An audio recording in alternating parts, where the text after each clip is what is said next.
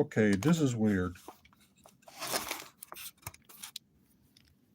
Is it still recording while I'm doing this?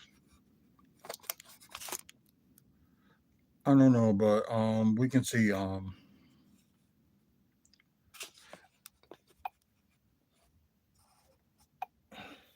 look like it's still streaming while I'm doing this, so we're just gonna test that out. So we're gonna get started and let me just hit record and we can go from there. This meeting is being recorded. Hey, what's up, everybody? Welcome to WFSO Wrestling Talk. I'm sorry for the delay on both ends. So let's get it get it started. So what's good? What we're going to do today? We're interviewing wrestler and commissioner of another wrestling company that he's in. Is Danger Boy Alfredo. So we're gonna bring him in, and Miss Mandy, we're just gonna interview him and just go from there. So let's get it started.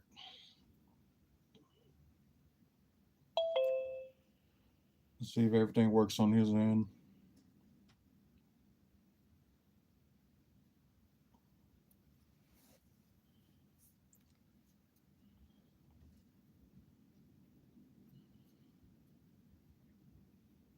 Hmm.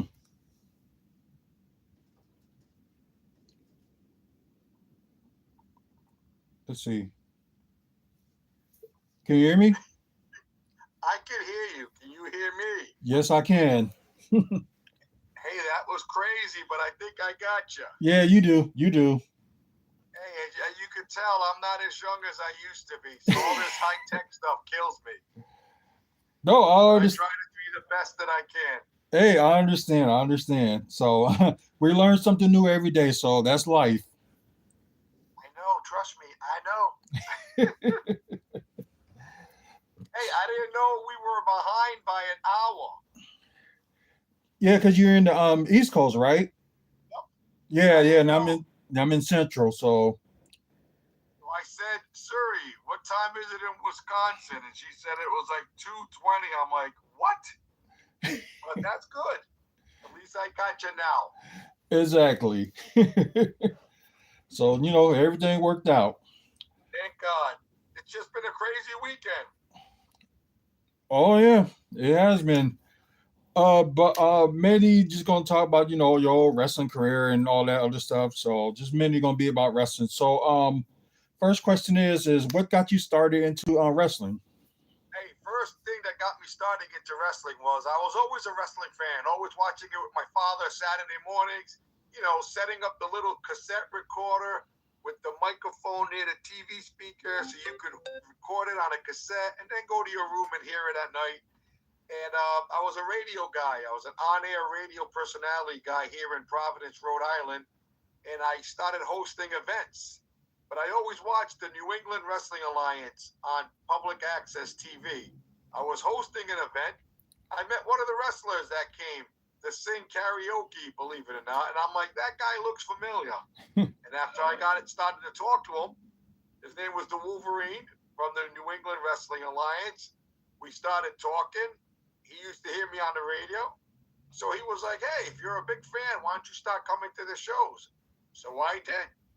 The promoter liked me, my personality, my mouth, that I wouldn't shut up. I like to talk. So he put me as Wolverine's bodyguard. So poor little Wolverine used to be jumped by 2 or 3, 4 guys. So I was head of his security, his only security. And then he liked the way that we interacted with each other. So he said, you know what, kid? This gentleman, by the way, was Mr. Rocco D'Alessandro, who we call the godfather of New England wrestling. He's the one that put wrestling in the New England area. I'm talking, I started in 1994, and they were all doing it before me. But he gave me the opportunity, and he put me and Wolverine together in a few matches against these guys that were always going after him. And he liked what he saw. So the crowd loved us together. And then 2025, we're still going at it. I just turned 60, and I can't believe I'm doing this. But it's been a hell of a ride. Right. I guess you can keep going for it. So wherever works out, it works out. So I can't do it no more, my friend. Since I can't, when I'm done, I'm done. But right. I'm still going. I'm still going. I'm Exactly. gonna make you laugh. I started back in 1994. I still have my same pants, which whenever I go to shows, everyone loves my pants because they're the retro pants. And I'm even gonna show you just to make you laugh. Okay. Can't make this stuff up.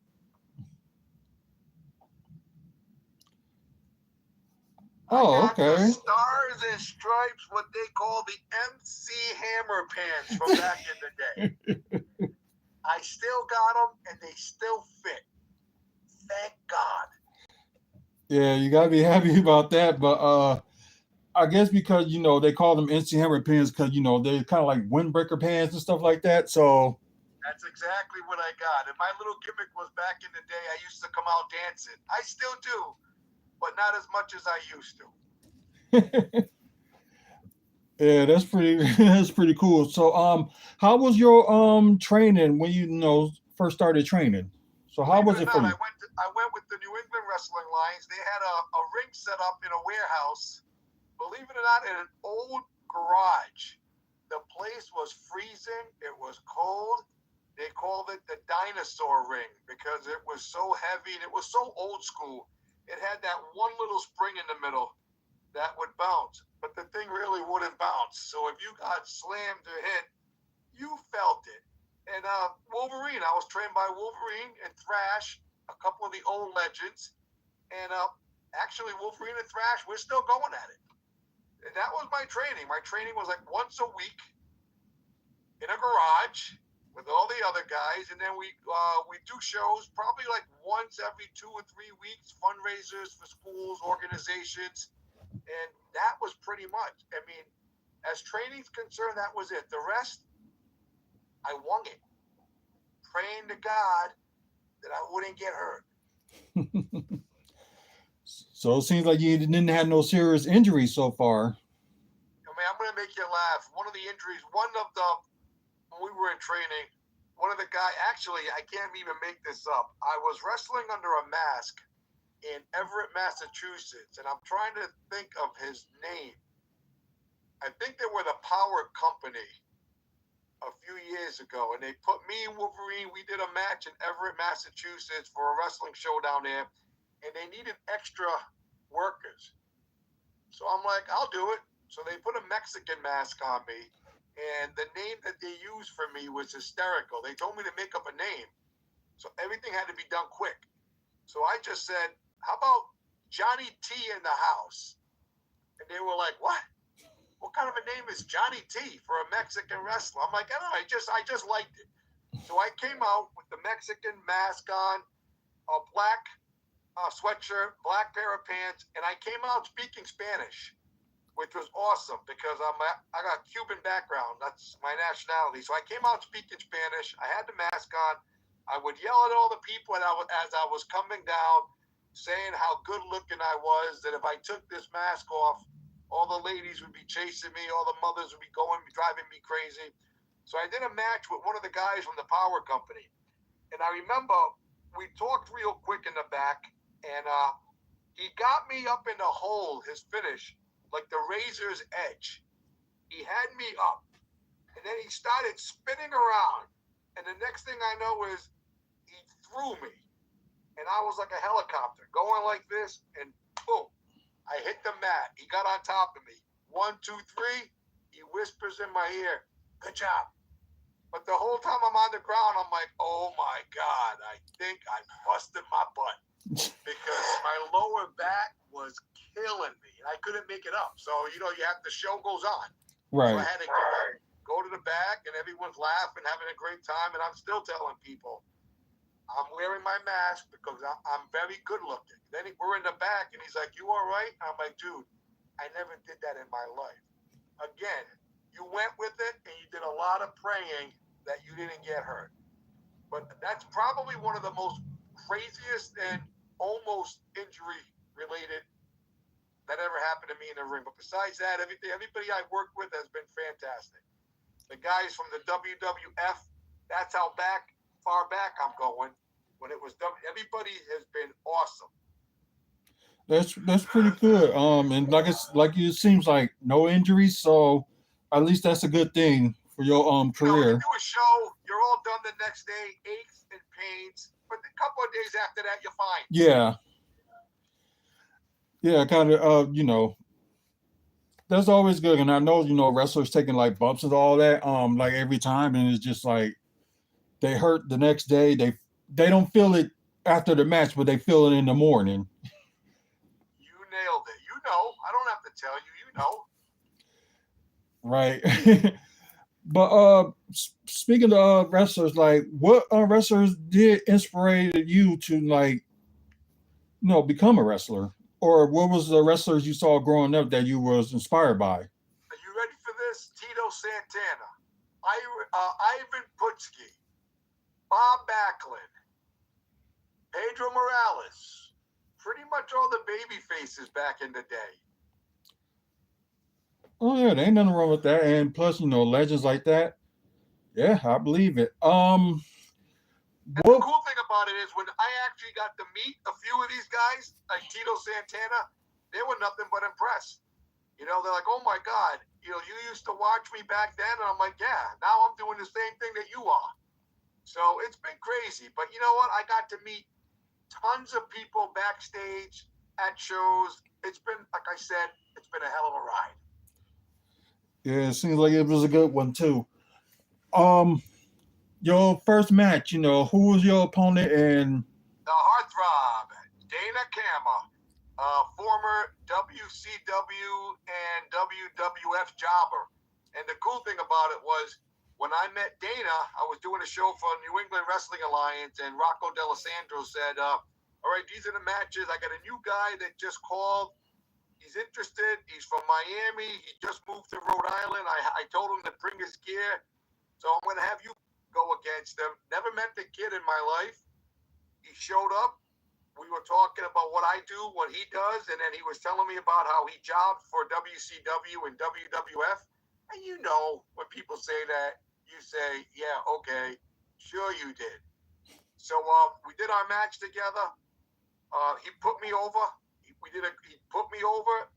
We did a great job. Everybody was impressed because that was my first singles match. oh, And I think I did pretty good for myself. So that night we were all talking in the back, and the heartthrob, Dana Kama, just moved up from Rhode Island, and we're like, hey, we're all going out after. You want to come?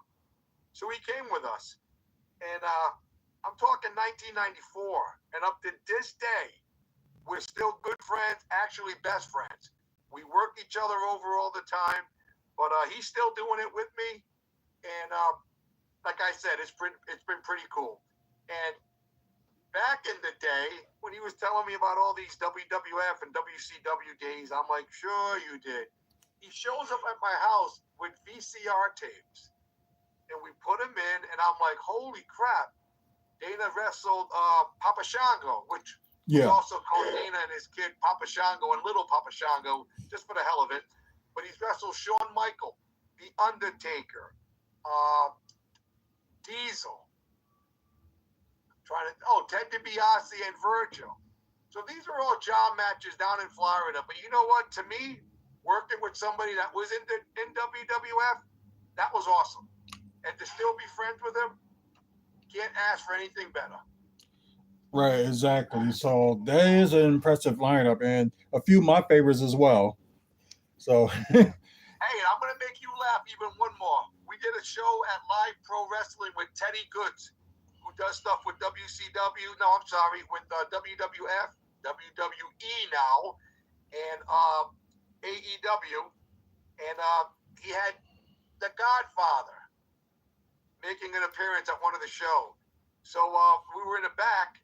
And me being the mouth that I am, I go back there. I meet Charles. We're talking. He's from Las Vegas. And I said, hey, I got a buddy of mine that's showing up. You beat the crap out of him in Hollywood, Florida on Wrestling Superstars. So he was cool in the back. He's like, I look forward to seeing him. And then Dana shows up. We go back there. And they rekindled the match back in the day. He was telling Dana how he did a great job, He sold good. And it's just cool when something like that happens. That you work somebody, then years later they actually remember you. Right. That's got to be great, and especially still connected all this time too. So yeah, that's pretty cool. Any like accomplishments you have in wrestling so far? Charles, I got my notes. Hold on. I got my notes. I've been everything from the New England Wrestling Alliance Tag Team Champions, New England Wrestling Alliance Television Champion, appeared for many different wrestling organizations up and down the East Coast. But lately, I've been involved with the Renegade Wrestling Alliance here in Providence, Rhode Island. I just became their hype champion over a month ago. I also lost the hype champion about a month ago. It was a short little term for a month, but you know what? I had fun. And as of last night, I became the new commissioner for the Renegade Wrestling Alliance, beating out the former commissioner, Senator David Morales. So right now, those two have been my accomplishments. For a 60-year-old guy, that's not bad. Exactly, it isn't. So I'll be honest with you. My highlights in my career have been being managed by Captain Lou Albano. Lou was hysterical. Lou would come up. He would be our tag team manager, go to independent shows with us, make us look good, especially when he said that we were one of his tag team champions, and he's proud that we were with him. We appeared in a segment on WWE in 1999 and 2000, which we destroyed the Friendly Tap, owned by Timmy White in Cumberland, Rhode Island. yeah, Anyone that checks it out on YouTube, you're gonna see it. Wolverine was the bartender, and I was the guy that got smashed into the jukebox by Bradshaw. And funny story, we were at the place going over everything that we were gonna do. And when Bradshaw said he was going to pick me up and slam me on the jukebox, I had to make sure that I smashed it right in the middle because it's a one-take deal. If I don't smash that jukebox, then the theater of the part ain't going to be there. And I remember going up to Timmy White, the referee that owned the bar, and said, Timmy, I don't want to break your jukebox. I feel guilty. And he's telling me, break the damn jukebox. I am getting my bar redone, and we're getting a huge 70-inch flat screen TV right where that goes. This is when the flat screens were popular. So after going through everything in slow motion, the segment came up. I busted the jukebox, and after that, Bradshaw came up and said, kid, you did a great job, because if not, I was going to slam you so hard that you were going to bust the jukebox. That little segment on WWF Raw, we also got sent to the next day, or 2 days, no, the next day they were going to Boston. So they took us to Boston. We went to Boston. They took four of us that were involved in the scene with Commissioner Rocco D'Alessandro. They took four of us in a limo, believe it or not. nice. So when you showed up back in the Boston Garden back in the day, that's the name of it, we're coming down this ramp to make our way down to where the limos and all the cars park. And there's all fans piled up on both sides waiting to see who's coming out. Well, we come out of the limo with our little gear bags. All four of us come out with Mr. D'Alessandro, and we hear the fans going, yay! Then they go, who the hell are you guys? So we come out, and of course, we're talking smack. And I'm like, what do you mean, who are we? Who are we? Jerry the King Lawler gave us the name The Locals that night at the bar.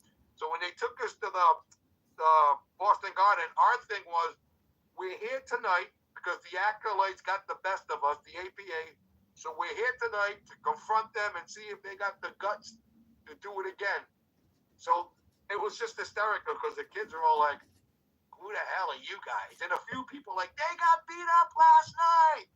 So that was kind of cool. So we did that, and when we got there, they sat, we were in the back. The buffet is fantastic, by the way. Behind the scenes, they feed you really good. So we're in the back, and me being me, I bought some trading cards, some books in the back. I'm having a guy sign it. It was really, really cool. So Vince and actually Shane McMahon said, hey, you guys are going to sit in the back. If we do a segment with you guys, we'll use you. But if not, we'll wait to use you another time. So about 3 months later, SmackDown came to Providence, Rhode Island. We were back at the Friendly Tap again. This time, we were there with, badass Billy Gunn and the Road Warrior. No, the Road Dog, Jesse James. Yeah. I'm telling you, my mind's not too good. So we did a skit with them in the bar. We're in there having a fun time. They come in, so we're telling them how the Acolytes cheated. You know, they came in here, they beat us up. We weren't expecting it. And then my claim to fame was I said, Bradshaw's lucky I didn't see him coming because now I'm going to go up to him and I'm going to bust him in the mouth. And then you have Road Dog and Badass going, oh, yeah, you're really going to do something to him when you see him. Make a long story short, as you can see from if you ever watched the video on YouTube from the Friendly Tap in Cumberland, Rhode Island, APA comes in, the bars, everyone starts leaving, they see us playing pool, and of course, they beat the crap out of us again. So that was the claim to fame, but here's the funny part, and I can't make this up. That little scene right there got us in a WWF Raw magazine. And that picture of us getting beat up was in the magazine. And not only was it in the magazine, I got my notes right here. It was in the WWF Raw magazine, January 20th and September 20th. January 2000 and September 2000.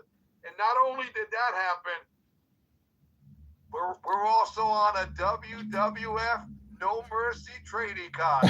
Nice. Number 73. Getting the crap kicked out of us. There's me and Bradshaw going at it.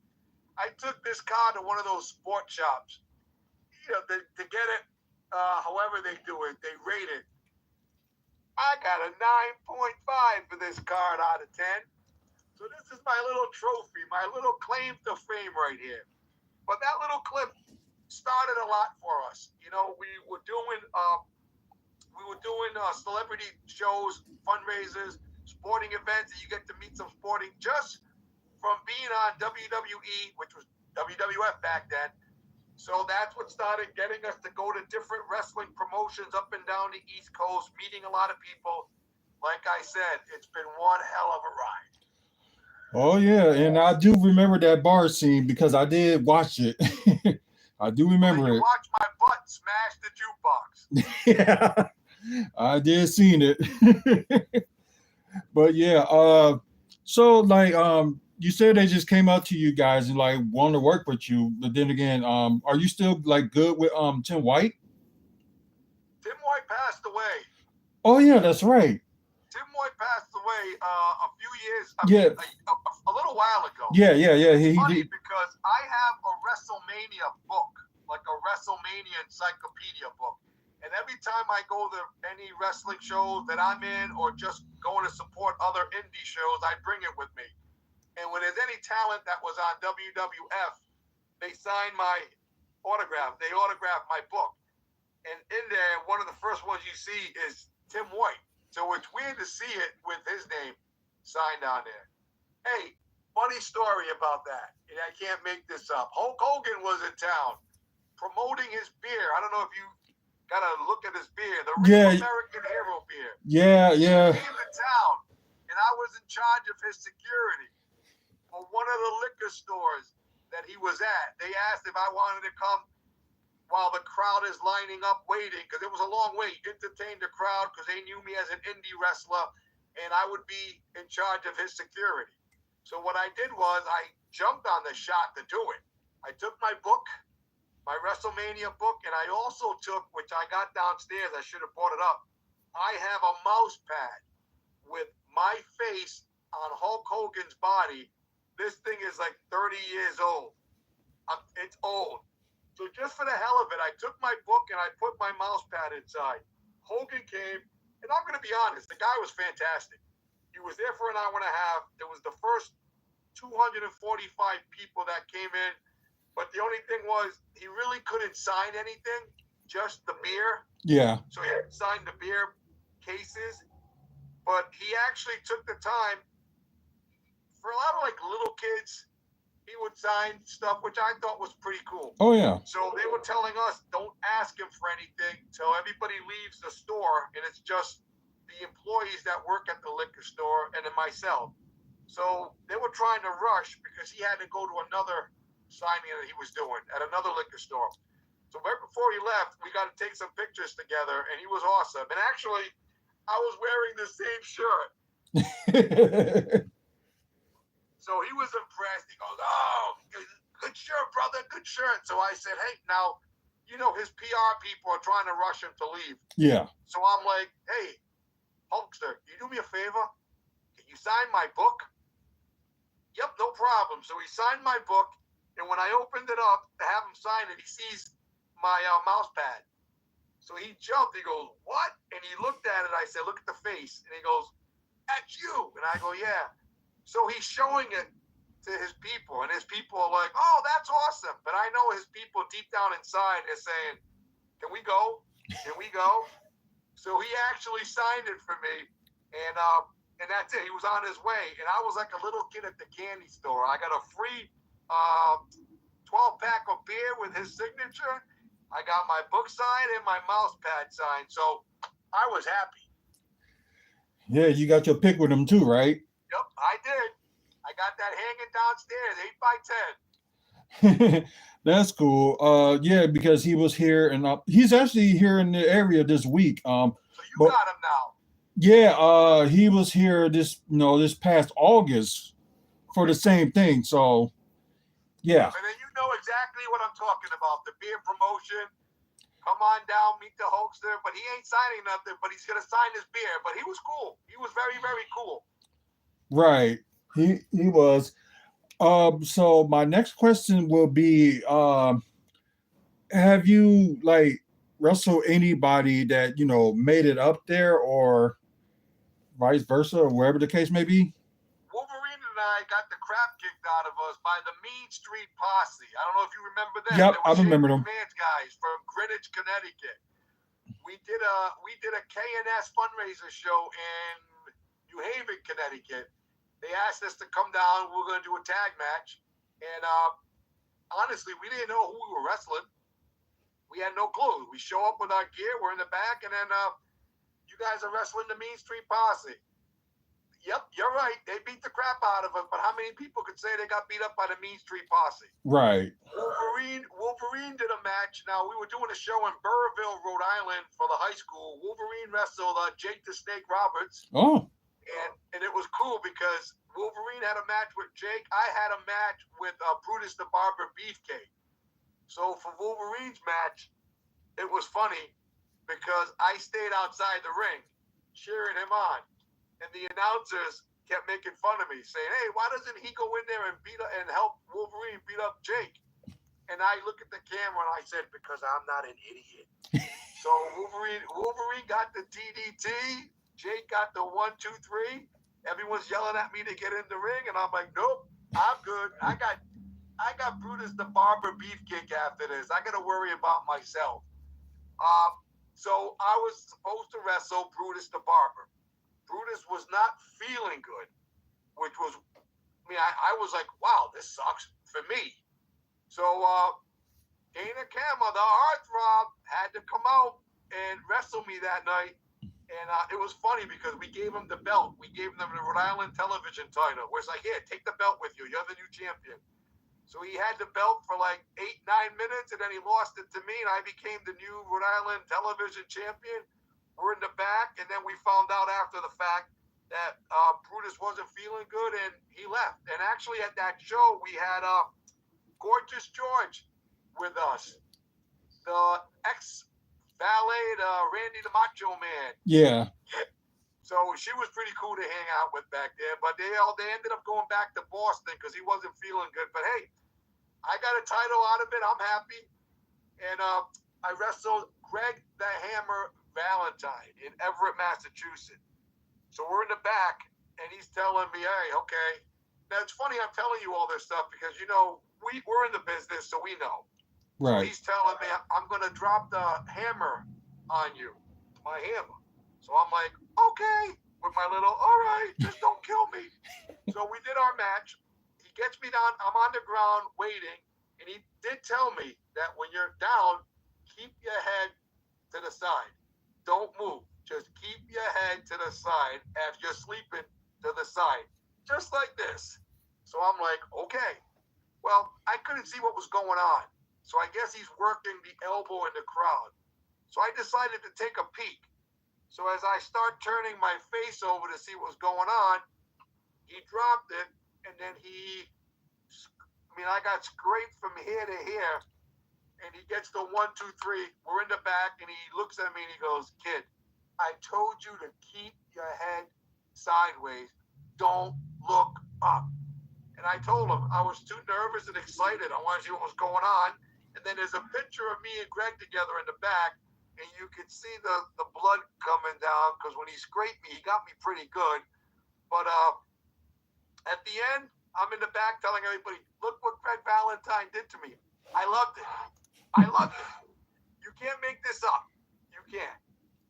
And then I wrestled Virgil in New Jersey, Ottawa, New Jersey. And of course, we're the jobbers, but it's just fun being in the ring with these old timers. And here I am calling them old timers, and look what I am. Yeah. Seemed like you had fun with some of the legends, so You know what? I've had too much fun, too much to talk about, and it just keeps coming, and I'll take it all day long. exactly. Since you kind of faced some of the big names and stuff, like what would be your dream match if it could be anybody independent or anybody that's up there? That's a good question. There's so many great guys that are working out there in the indies, up in the pros. My dream match, if I ever had to do a dream match, I couldn't tell you. There's too many guys. I mean, there's too many people. But you know what? Heartthrob Dana Camera, one of my favorites. Like I said, we've been wrestling in it for 30 years, and if I could do a big time arena show with him, that would be fantastic. But as far as superstars, maybe Roddy Righty Piper as a heel, because he could talk and I could talk as a babyface. So I know we would have fun working off each other pretty good. Yeah. I just wish he was still alive. So that would have been something. A lot of these guys, we wish they were still alive. Oh, I'm yeah. telling you, Captain Lou Albano was fun to hang out with. He had the same speech. He'd say the same thing, but it was the way that he said it. It was hysterical. Right. So, rest in peace to those guys. And and it just sucks. Like another one. Are you like training like anybody currently? Like, are you like a trainer as well? Well, Wolverine and I go to these independent wrestling promotions. American Wrestling League is one. We'll go, like, we got one coming up this Sunday, the 23rd. See, I don't like to date anything because we don't know when these things air. And then people will be like, hey, there's a show, but we got a show coming up this Sunday, October 23rd, American Wrestling League. We get there extremely, extremely early for the new guys that are coming up, and we get in the ring with them. We train with a couple of the other older guys, and we just show them what to do, what not to do, a lot of the stuff that have kept us safe. If you don't feel comfortable doing anything, don't do it because you don't want to get hurt. Right. Last night, we just did a show for Renegade Wrestling Alliance last night at Our Lady of the Rosary Church in Providence at the function hall. And one of the guys, I'm sorry, call coming through, but I ain't getting it. But, one of the guys broke his ankle. Ooh. Yep. Mike Grassa broke his ankle last night, and it's scary. He'll be out for a little bit, but he's one of the up-and-coming great independent wrestlers out there. the Miney racer, Mike Grassa. So I hope him the best. Hope he recovers, but he's going to be out for a little bit. But again, on any given day, somebody could get hurt. Right. That is true. And a lot of us do it as a hobby. We do it for fun. You know, we're not making a living doing this. So Right. you can't afford to get hurt. Exactly. Especially if you got your main job that you got to work at too. So yeah, I understand that. Hey, real quick, I know you asked me earlier, so I'm looking at my notes as I'm looking at you. Because like I said, I've been through me and Wolverine and a bunch of us have been through so much in this business. But one of my real highlights is we appeared in Pro Wrestling Illustrated Top 500 Wrestlers. Oh. I don't know if you knew that. I know about Pro Wrestling Illustrated. Yep, we were I'm reading it right here, ranked in the top 5 superstars in wrestling. I was personally ranked 410 in 1989. I was ranked 383rd in 1999 and 419 in 2000. So one of my good friends, when I was back in radio, he used to make all the clothes for the radio station, all the T-shirts and jackets. So he made me my very first wrestling jacket. It still fits. I just can't buckle it. But this is it right here. You're going to see the official Danger Boy jacket. I'm taking it off just for you.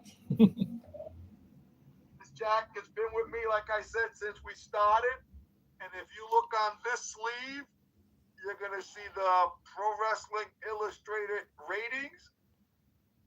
If you look on this sleeve, you're going to see Rhode Island Wrestling Alliance and Raw is War. If you look on the inside, you're going to see the New England Wrestling Alliance that started it off. And then you got my logo, Danger Boy Alfredo, the Cuban Missile. And then on the back, Danger Boy Alfredo. And you know what they say, it doesn't get any better than this, and believe the hype. That's an impressive jacket. I do like that. This jacket's been with me since I started. Every time I'll post something on Facebook or something, Lou G. Francesco made these for us. And the funny part is, he used to say to me when I met him, I watch you guys on TV. I got to make you guys look good. Come by my shop. So we did. We went by his shop, and he gave us these jackets. I wish you would have gone one size up, but it is what it is. It was a gift. And then every year after that, when we made the Pro Wrestling Illustrated, we go by and he engraved the years. Which, in my opinion, being local guys from the New England area, that to me is a big accomplishment. Right. I mean, to be rated in the top 500 in the world. Oh yeah. As a sports entertainer, I'll take that all day long. Yeah, that is impressive. Like I said, I didn't know anything about Pro Wrestling Illustrated until like the 2000s. So of course you did it. You know why you did it? Because you're a young boy. Back in the day, that's all how you got your wrestling news. You had to go to the newsstand and get Pro Wrestling Illustrated. Now we go on the computer and everything's there. Yeah, that's true. And you know, I'm I got you on that one. But I'm about to be 44 next month, so I'm not that young. I'm 60, and you look great for 44. Oh, thank you. So do you. That's because I have to shave it all off and look young and try to look young. Yeah, fair point. So, where do you see yourself in the next 5 to 10 years? Hopefully, still doing independent shows. I mean, hopefully still the Renegade Wrestling Alliance commissioner. You know, I've done shows with Fight Life in Massachusetts, Teddy Good's Live Pro Wrestling. Hopefully still involved with these guys, doing little matches and little skits here and there. But at 60, I'll keep going till I can't go anymore, to be honest with you. I'm not going to be one that sits there on the couch doing nothing. If I can get on to a wrestling show, if they're going to use me, then I'm going. and just work the crowd and have a good time. Take advantage of it while I can. And that's a good thing to hear. Something, like Ric Flair, like, I'll never retire. Nope, you're right. I probably won't. I probably won't. But I got a hell of a wrestling collection between pictures and videos, all my matches, everything I got on VHS tapes, which you're probably saying, what is that? But a VHS tape. Then I went over to the DVDs. So every one of my matches, whether it was on WWF, every independent show, I got everything stored away. I mean, I sometimes I'll show them to my wife and kids. It's like, whatever. But hey, it's my memories. They're my memories. Exactly. And I was just going to point out that your kids were going to be interested in, like, probably do something that you do. I tried on both. I even told my son, hey, you could be the next Danger Boy. You could wear this. And he looks at me like I'm crazy. But it is what it is. Yeah. Exactly. So do the family like come to your shows, like when you wrestle and stuff? No, not really. They came to the last one, which was February. They came to the February show because we were going to do a 3-on-3, a Legends match. And that's when it was going to be announced that Morales has been a bad boy as the commissioner, and that his contract's being expired. It's ending. It's ending soon. And that T Phoenix, the owner of Renegade Wrestling Alliance, has already picked out a candidate to go against him in the voting online. And I kind of wanted them to come because that's kind of cool. Let them see what I do. And then when they introduce me, I come through the curtain like a nut job, getting the crowd pumped up. So that's what started everything for last night when the voting was completed and I ended up winning. So they don't usually go to a lot of events, but I don't blame them because it's not their thing. And we get there, well, you probably know, we get there extremely early so we can set up the ring, set up the chairs, go over everything. So it's a long day. Oh, yeah. It's a long day. Then after we got to break everything down. And if it's an early show, we go to the Chinese buffet, which I call my gym, and we eat good after the show. That'd be the thing. So I take it that's like one of your places to go to, like after you're done with the show.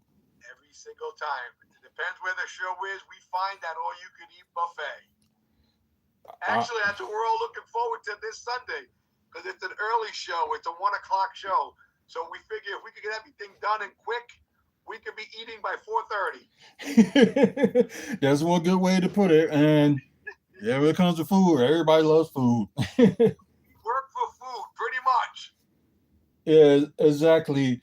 So I was going to ask you, like, if you ever decide, if you want to travel up to, like, everywhere in the United States or something like that, where the place you would want to wrestle at? I probably, you know what? I lived a short time in San Diego, California, because my father, when we were younger, where he worked, and then Miami, Florida. I would probably say, and I was born in New York City, so I've been around. I would probably say Miami, Florida, or New York City, only because coming from a Cuban background, being Cuban, I like to get all my Spanish people cheering me on. Right, exactly. You got any favorites that's like currently like wrestling in the WWE or AEW or whoever the case right now? Got any favorites? Wrestlers that I like, you mean? Yeah. Oh, of course, I got to go with Teddy Goods. He does a lot of the dark matches. He was actually on WWE a few months ago, taking on, and I can't even remember his name right now, but he was the Russian guy, the big guy, Russian with the hair slicked to the side. Oh, Gunter. That's it. Teddy was in the ring with Gunter. I mean, he looked good. But, Gunter at the end, 1, 2, 3.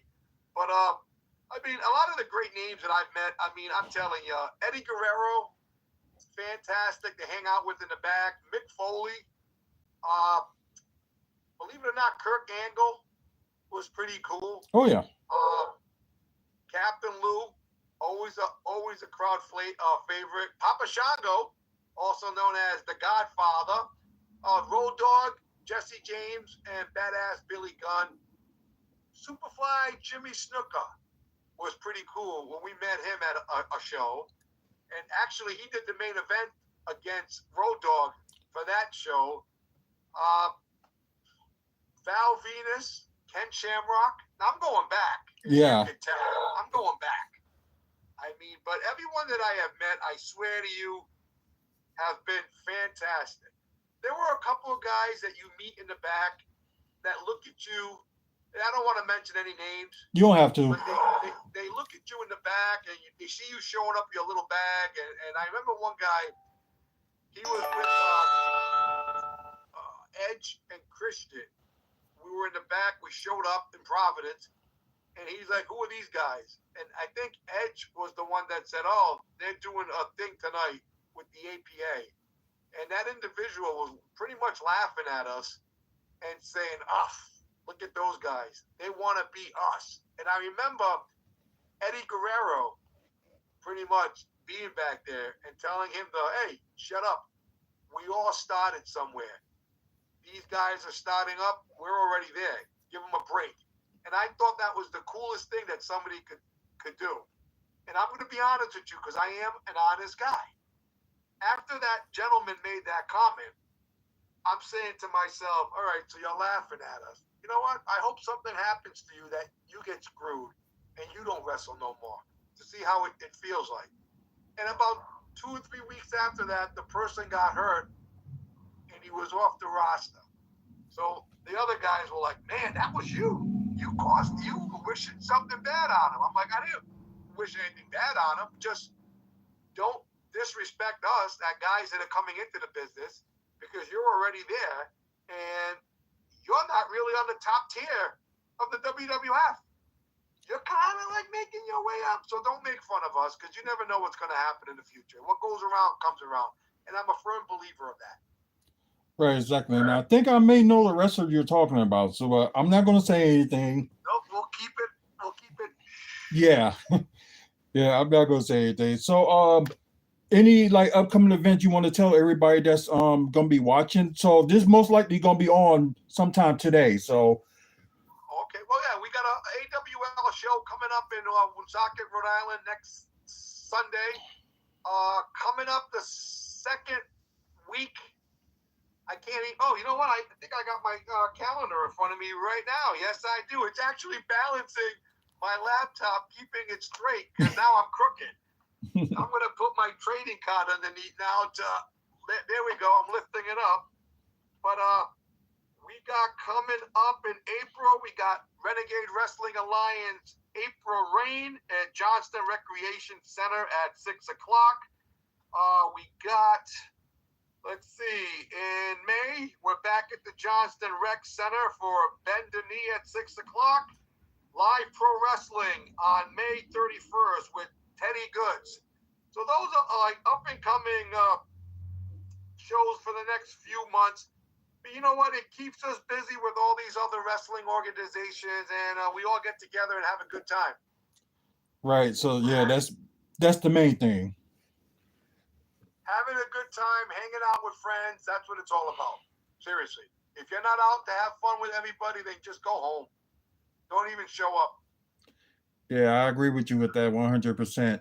So before we close, like one question before I ask you one more last question.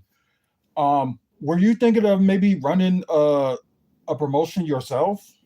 I actually did. I don't know if we got into that, but after I started doing the New England Wrestling Alliance, I was having a lot of fun. And Rocco D'Alessandro, I mean, I owe him a lot because he was the one that pretty much found the character.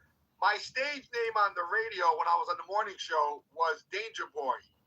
So he pretty much told me to keep the same name, but we're going to add Danger Boy Alfredo. So he would do a lot of the shows. And then I started getting into it.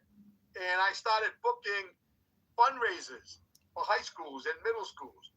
So he would go under New England Wrestling Alliance, and I would be under his umbrella. And I used to go by Rhode Island Wrestling Alliance. So we would have the NEWA, then we had the RIWA. So I probably did about anywhere from about 12 to 15 shows. And I'm telling you, all the shows that I promoted, they were all packed. They were all packed fundraisers because we did them at the schools. And the schools used to advertise the crap out of it. So it wasn't just the kids at the school, it was anybody that wanted to come. So I did that for a while. And then I don't know if you know how it is, but I had kids. The kids came. I own a professional DJ company. I referee basketball games. I umpire baseball games, and I'm a retired police officer from the city of Woonsocket, Rhode Island. So I was kind of busy. So when everything started hitting at one point, it was back in the day when WWF was getting a little risque back in the day. Yeah. So a lot of the schools didn't want to start doing wrestling shows because they didn't know what was going to happen. So I was cool with that. You know, I got my shows in, my promotions in. So then after that, I just kept doing shows with NEWA and whoever wanted me to show up and make an appearance. Oh, that's cool. That was a good question. I forgot to tell you that part. And of course, we were seen on TV on public access here in the Rhode Island on Channel 13 and on Channel 18. And up to this day, we're still seen on TV. That's one reason I said to you, I don't like to date anything because the shows are still going on. Right. And whenever I happen to be home on a Saturday morning at 11 o'clock, I'll tune into Channel 13 to see which episode it is. And I usually say, man, I look good. Well, I'm going back 20, 25 years. Yeah, that's pretty cool. So one last question. Where's people can find you at on your platform?